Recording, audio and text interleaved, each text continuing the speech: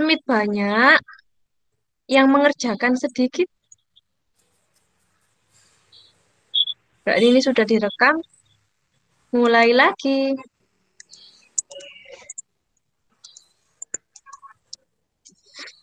Diulang lagi supaya nanti teman-temannya yang memutar video rekamannya tidak terputus. Hari ini kita belajar tema 7, peristiwa dalam kehidupan.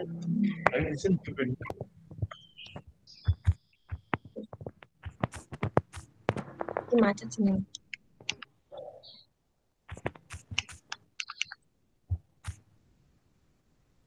Sebentar ya.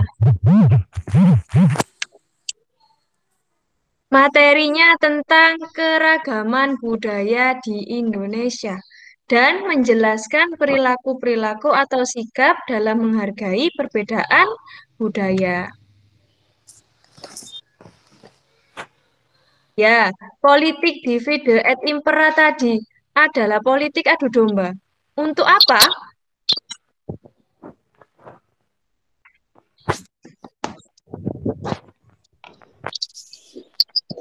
Untuk apa politiknya?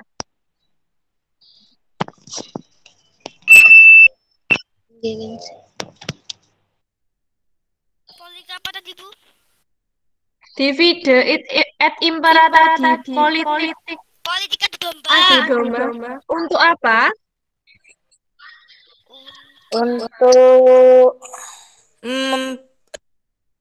Untuk memecah belah.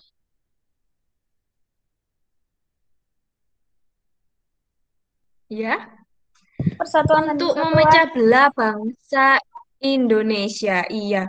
Jadi Belanda itu melalui VOC menerapkan politik pecah belah atau politik adu domba. Itu dengan cara apa? Kemarin dijelaskan Pak Rohman. Mengadu domba kedua kerajaan di Indonesia. Iya, jadi memberikan bantuan ya kepada kerajaan-kerajaan yang sedang berperang.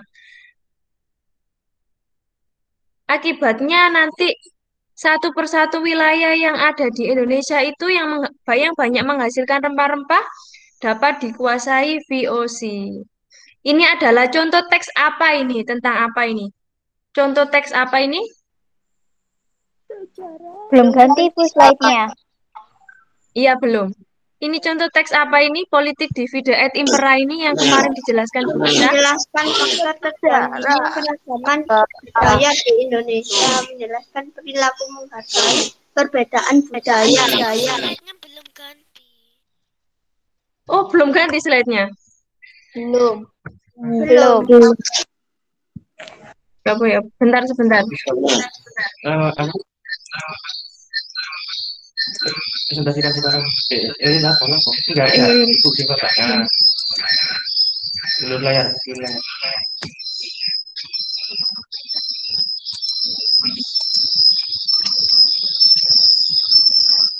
Sebentar.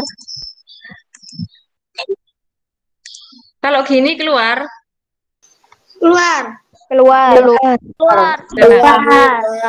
Iya. Ini ada sebuah teks berjudul Politik Divide et Impera. Ini jenis teks apa ya? Teks narasi sejarah. Oh, pinter. Teks narasi sejarah. Kenapa ya dinamakan teks narasi sejarah? Mencari Untuk sejarah Indonesia. masa lampau Indonesia di masa lampau. Oh ya, pointer sip 120. Pointernya lebih dari 100. Next. Duh, kok ada gininya ini apa ini?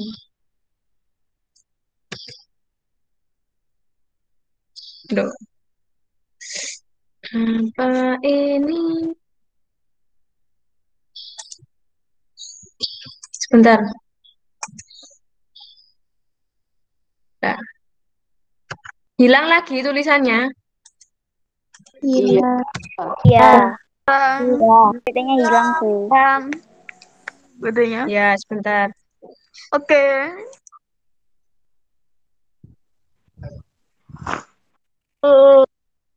Hmm, Sudah Bu, muncul Bu. muncul. Ada kolom-kolom. Muncul kolomnya? Muncul. Muncul, Bu. Ya, sip. Kemarin, cara mengelompokkan informasi penting dalam teks narasi sejarah, kemarin anak-anak sudah mengerjakan tugasnya apa belum? Yang membuat, nah, iya, iya. Kemarin Bu Dita membuat status tentang tugasnya Mbak Nafisa. Kalau Nafisa kemarin tugasnya lengkap sekali seperti yang dicontohkan Bu Dita. Pertama, Mbak Nafisa membuat kata tanyanya ini, kemudian pertanyaannya, kemudian jawabannya. Itu sesuai dengan teks yang diambil sama Mbak Nafisa. Ini ada kata tanya apa, pertanyaannya gimana, dan jawabannya. Setelah itu, langkah kedua, mengelompokkan informasinya. Jadi, dari jawaban tadi dimasukkan sini. Politik adu domba untuk memecah belah bangsa Indonesia. Jenis informasinya didapat dari kata tanya apa. Dari kalimat tersebut dijelaskan pengertian dari politik adu domba ini. Jadi kemarin Mbak Nafisa itu mengerjakan lengkap sesuai contohnya Bu Dita. Ada 2 kolom. Kolom yang pertama tadi membuat kata tanya, terus kolom yang kedua ini mengelompokkan informasi penting. Kemudian yang ketiga memasukkan informasi penting dalam peta pikiran. Nah, dari jawaban-jawaban yang dibuat anak-anak tadi, kemudian jawabannya dimasukkan ke kolom-kolom ini, sehingga membentuk peta pikiran. Siapa yang tugasnya sudah lengkap seperti ini? Kemarin ada? Sudah Bu. Nah, kemarin tugasnya kan dicontoh Ibu Dita di bawahnya. Contoh tugas, ada kolomnya, ada peta pikirannya. Jadi anak-anak bisa mencontoh bagaimana langkah-langkah mengerjakannya supaya mudah. Jadi ini kita mengingat kembali bagaimana cara mengelompokkan teks narasi sejarah melalui peta pikiran. Sudah bisa dari sini? Sudah, Bu. Sudah Bu. Iya. Lanjut. Ya. Politik divide et impera dapat diterapkan dengan mudah di Indonesia. Karena apa? Di Indonesia memiliki latar belakang suku, ras, agama, dan budaya yang beragam. Faktor yang menjadi penyebab beragamnya kebudayaan yang ada di Indonesia. Yang pertama, faktor letak geografis. Ada yang bisa menjelaskan? Faktor letak geografis ini dapat mempengaruhi keberagaman kebudayaan yang ada di Indonesia. Kalau dilihat dari sini, mengapa kok faktor letak geografis ini menjadi penyebab beragamnya kebudayaan yang ada di Indonesia? Siapa yang bisa?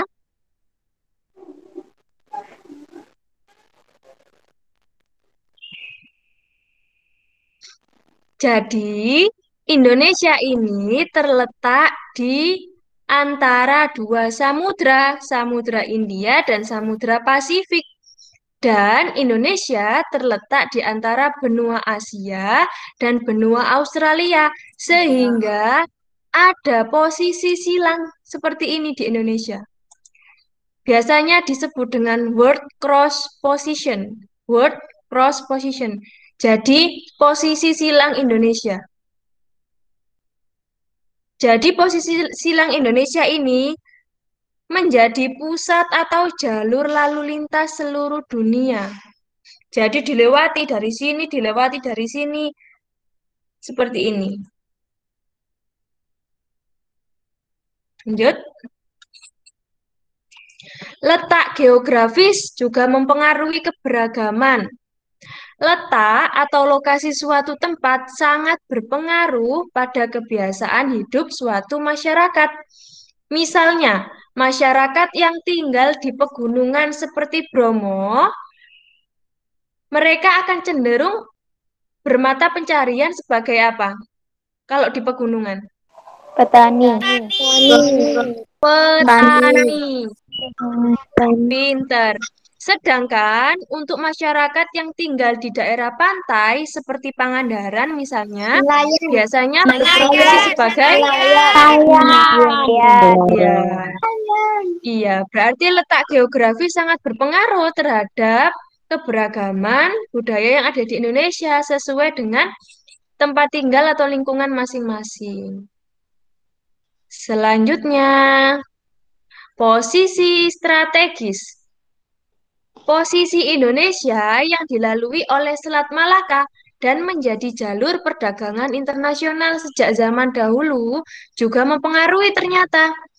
Dengan datangnya bangsa asing, dulu kan bangsa Indonesia dijajah, banyak penjajah dari Spanyol, dari Portugis, Inggris, dan lain-lain.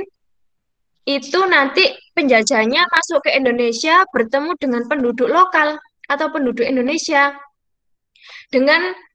Dengan demikian, memungkinkan adanya penggabungan kebudayaan atau percampuran unsur kebudayaan asing dengan kebudayaan Indonesia. Jadi, penjajah itu membawa kebudayaannya dari luar ke Indonesia. Di Indonesia juga punya budaya, sehingga terjadi percampuran budaya Indonesia atau yang dinamakan akulturasi.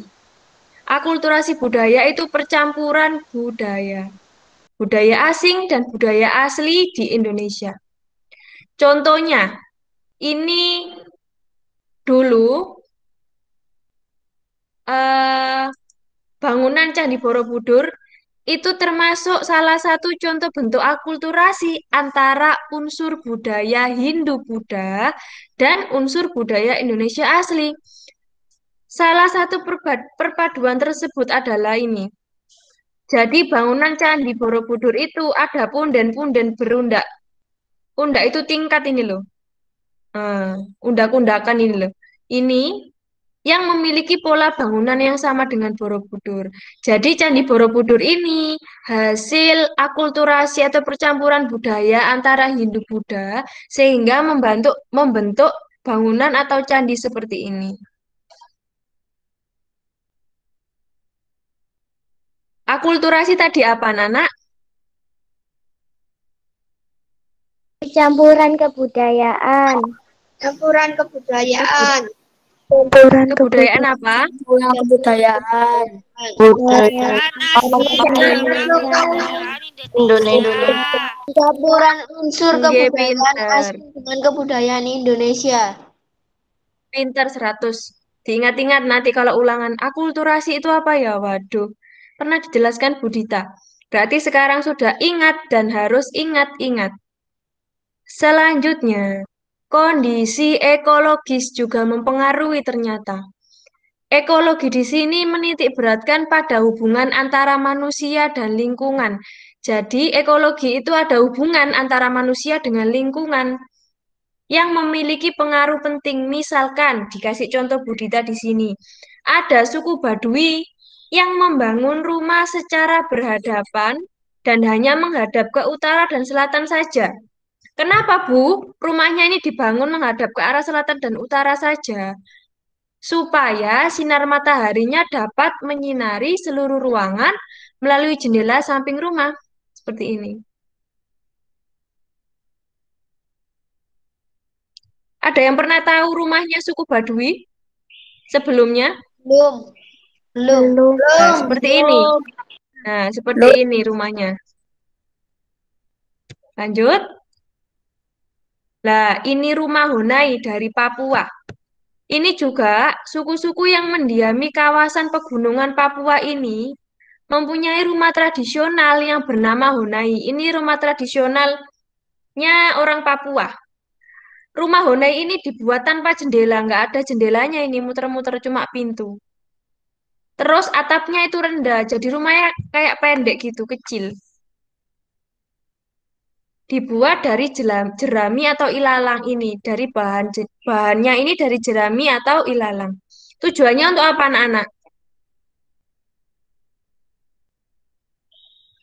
Untuk menjaga dan merangkap panas agar penghuni rumah tidak kedinginan. Iya, karena di sana itu dingin, jadi orang-orang yang di Papua itu membuat rumah itu atapnya pendek atau rendah, supaya nggak dingin. Jadi panasnya terperangkap di atapnya sini. Terus ini ada perkampungan nelayan suku Bajo. Jadi suku Bajo ini di Sulawesi Tenggara atau Wakatobi bermata pencaharian sebagai nelayan kalau dilihat. Membangun rumah di kawasan pesisir. Mereka membangun rumah berupa rumah panggung terapung. Jadi rumahnya ini terapung di atas air. Hal ini bertujuan agar mereka dekat dengan tempat mereka bekerja dan memudahkan akses menuju ke perahu. Jadi kalau misalkan nelayannya mau mencari ikan, nggak perlu jauh-jauh. Langsung saja keluar rumah, naik perahu sudah bisa mencari ikan. Ada yang pengen punya rumah di situ? Enggak. Enggak. Ya. Tidak, Bu. Padat pun Kalau mau di situ itu. kalau mau ke mall kalian naik perahu dulu, lama. Melewati Baru kemudian. akses yang sangat lama. Kemudian ada faktor sejarah Indonesia. Tadi akulturasi tadi kan adanya percampuran budaya asing sehingga ada budaya baru yang tercipta di Indonesia. Misalnya, wilayah yang memiliki riwayat sejarah kerajaan Islam akan memiliki ciri khas budaya khusus terkait sejarah ini. Misalkan, ini Masjid Agung Demak.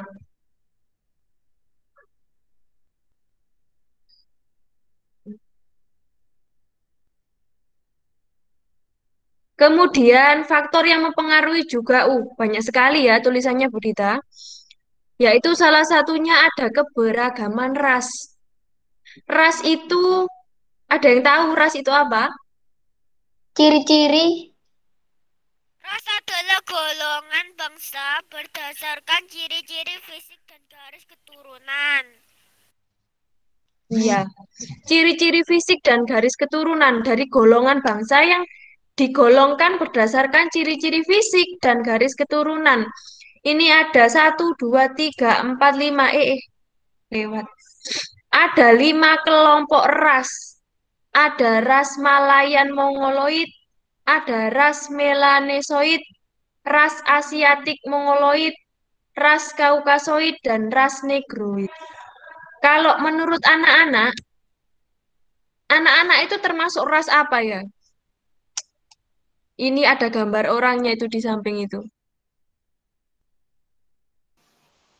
Malayan. Pas Malayan. Malayan. Malayan Mongoloid. Pas Malayan. Bukan melanosoid ya? Bukan. Bukan. Bukan. Jadi di Indonesia itu rasnya rata-rata termasuk Malayan Mongoloid. Memiliki ciri-ciri warna kulitnya kulit sawo matang, bentuk matanya dan mukanya, bentuk matanya bulat, matanya besar, tinggi badannya itu kira-kira antara 150 sampai 165 cm. Ini, ya.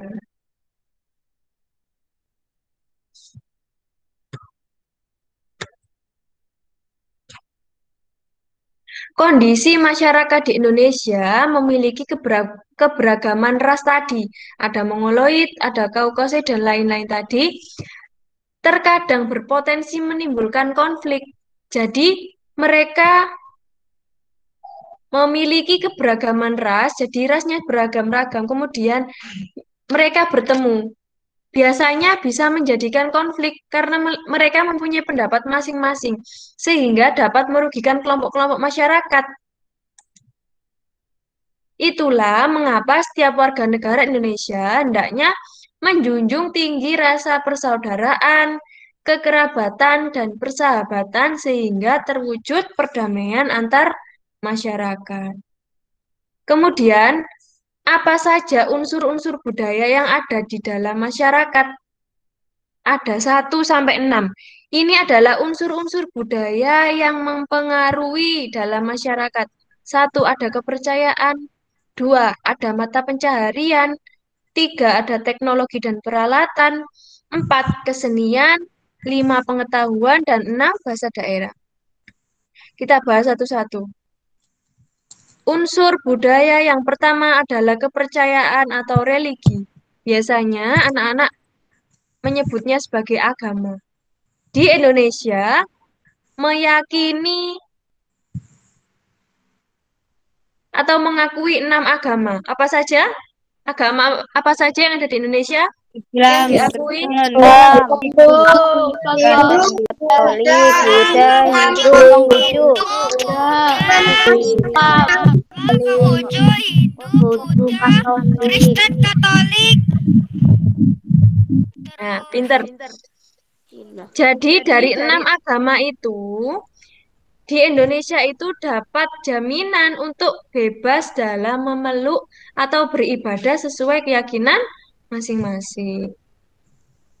Yang kedua, ada unsur mata pencaharian. Sistem mata pencaharian itu atau kegiatan ekonomi yang dulu dijelaskan sama Bu Dita adalah segala usaha manusia untuk mendapatkan barang atau jasa yang dibutuhkan. Jadi, kenampakan alam yang beragam mempengaruhi keragaman mata pencaharian masyarakat di Indonesia. Jadi, tadi kalau masyarakatnya tinggal di dataran tinggi, bermata pencaharian sebagai Tani, jika masyarakatnya sebagian besar tinggal di dataran seperti ini, bermata pencaharian sebagai nelayan. iya. Lanjut. Unsur yang ketiga yaitu ada teknologi dan peralatan. Semua teknologi dan peralatan itu adalah semua sarana dan prasarana atau semua alat yang digunakan manusia untuk memenuhi kebutuhan hidup. Ada makanan, butuh nggak makan? Butuh lah, Bu. Ya. Yang kedua ada tempat tinggal atau rumah. Ada pakaian, ada kendaraan. Jadi ini adalah semua sarana yang digunakan manusia untuk memenuhi kebutuhan hidup. Unsur yang ketiga ada kesenian. Kesenian itu apa?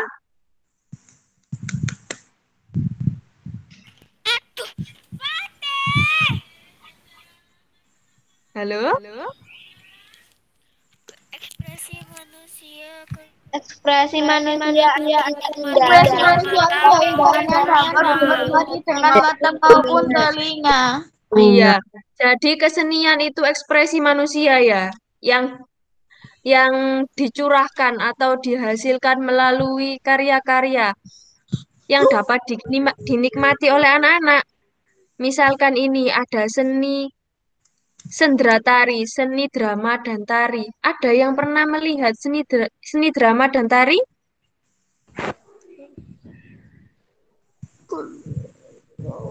Saya sering lihat drama, Bu. Iya. Kalau contoh biasanya anak-anak kalau waktu masuk di sekolah ada kelas yang menampilkan pensi. Biasanya ada drama campur nari ya. Iya. Iya, Bu. Iya, itu juga termasuk sendratari.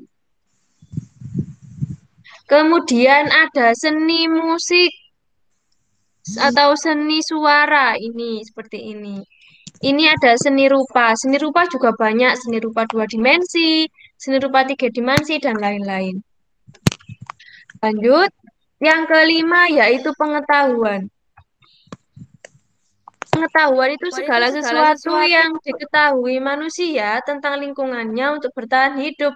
Jadi misalkan ada orang yang ahli dalam pertanian, jadi orang itu jadi petani. Jadi orang itu memanfaatkan pengetahuannya atau keterampilannya dalam memenuhi kebutuhan hidup. Yang terakhir ada bahasa daerah. Ini beragam bahasa daerahnya ada apa ini? Bahasa Jawa. Nara, Gerontelo. Gimana Gimana kabarnya? kabarnya? Kabarnya Bakabang ya. Jadi kata tanya mau nanyain gimana kabarnya itu beragam kalau dari daerah masing-masing. Itu adalah bahasa daerah masing-masing. Jadi bahasa daerah ini fungsinya untuk sarana komunikasi yang digunakan oleh masyarakat di suatu daerah. Jadi misalkan kita di daerah Jawa, biasanya orang-orang menggunakan bahasa Jawa alus dengan bahasa Indonesia. Misalkan di Jawa, anak-anak menggunakan bahasa Madura. Apakah paham? Enggak. Enggak. Ya, jadi bahasa daerah digunakan di daerahnya masing-masing ya, sebagai sarana komunikasi masyarakat. Ini tadi gajah-gajah. Pak Rohman ini balik. Sudah, materinya hanya itu tentang keberagaman. Ada yang ditanyakan? Tidak. Nggak ada yang ditanyakan. Berarti Budita yang tanya. Boleh? Boleh dong. Boleh dong. Iya. Saya tak lihat di kamera. Tak lihat di kamera ya. Mau tanya ke siapa ya? Aisyah ini di sekolah ya?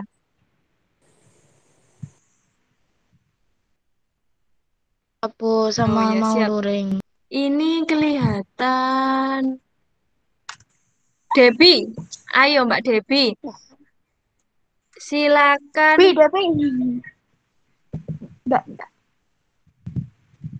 Mengapa faktor letak geografis mempengaruhi keberagaman suku yang ada di Indonesia? Mengapa?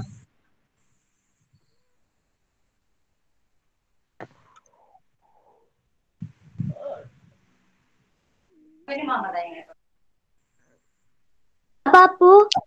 Tadi HP-nya error.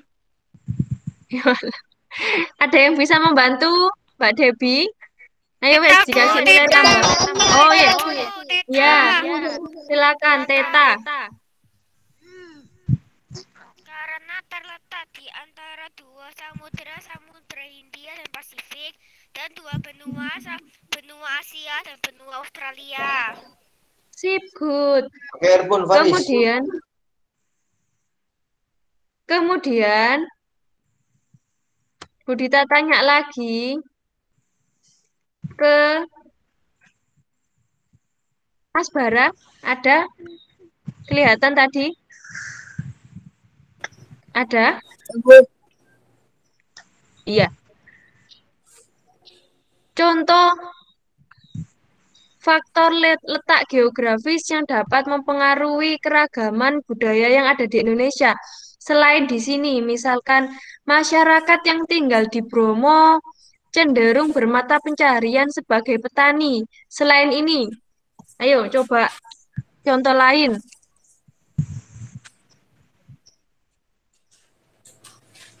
Bu. Nih, kalau di dataran tinggi, di mana misalkan? Kalau di dataran rendah, misalkan di mana? Itu bermata pencaharian sebagai apa? Dataran tinggi petani kopi. Sydney Ya, Zidni wes sampai Mas Zidni. di dataran tinggi. Ya, boleh. Peternak, petani. Iya, boleh. Lanjut, Budita mau tanya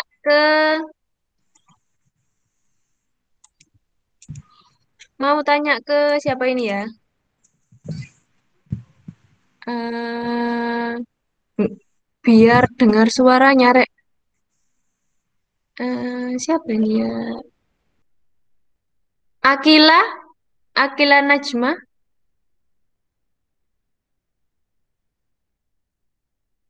Halo, Ya, Bu. Akila. Apa yang dimaksud dengan akulturasi? Bentar. Yo, akulturasi.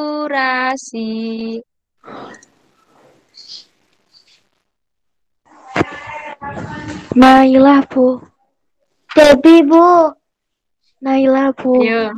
Ya wes Naila, apa Naila? Akulturasi. Percampuran keragaman dengan Percampuran keragaman. Pencampuran Gimana? unsur kebudayaan asing dengan kebudayaan Indonesia. Kebudayaan asing. Iya. Kebudayaan Indonesia. Aku kan telat. Campuran. Yes. Ye. Sekarang Budita mau menjelaskan tugasnya hari ini. Nanti bisa dibaca lagi PPT-nya ini. Barangkali ada yang kurang jelas dengan tulisannya tadi, bisa dibaca ulang. Budita akan menjelaskan tugasnya. Hanya 3 nomor saja, nggak banyak-banyak. Ini dikerjakan, kemudian difoto dan dikirimkan seperti biasanya. Jadi anak-anak tidak usah menunda-nunda tugas, supaya nggak usah tulis tangan aja difoto. Cuma 3 ini soalnya.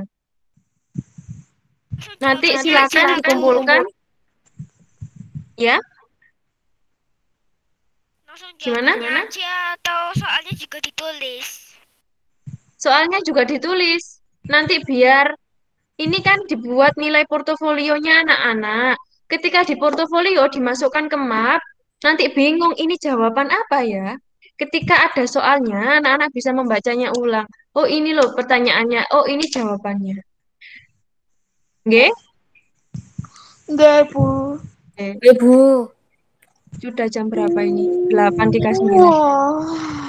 Saya serahkan ke Pak Rohman lagi. Di buku tulis, Bu. Di Boleh. HVS. Di buku tulis boleh, di HVS boleh, yang penting tidak hilang. Jadi tugasnya anak-anak ini selama diberikan Pak Rohman dan Budita, jangan dihilangkan ya. Karena Iya, nanti Bu. di akhir semester diminta Budita semuanya. Budita sama Pak Rohman nanti menagih tugasnya anak-anak. Yang di HVS, yang di buku tulis, nanti dijadikan satu dalam map. Bu, kalau Ya, kehilangan satu tugas tok, Bu. tak suruh nulis lagi. Ayo, gimana? Ayo. Makanya kalau misalkan yang kemarin-kemarin Bu ada yang hilang. Mulai hari ini jangan sampai ada yang hilang. Langsung dimasukkan ke map biar nggak hilang. Yang kemarin disiapkan di awal itu ya. Sudah? Tugasnya sudah di-share Budita dan Pak Rohman di kelas masing-masing. Jadi nanti bisa diakses. Ya. Pak Rohman, halo? Di mana ya?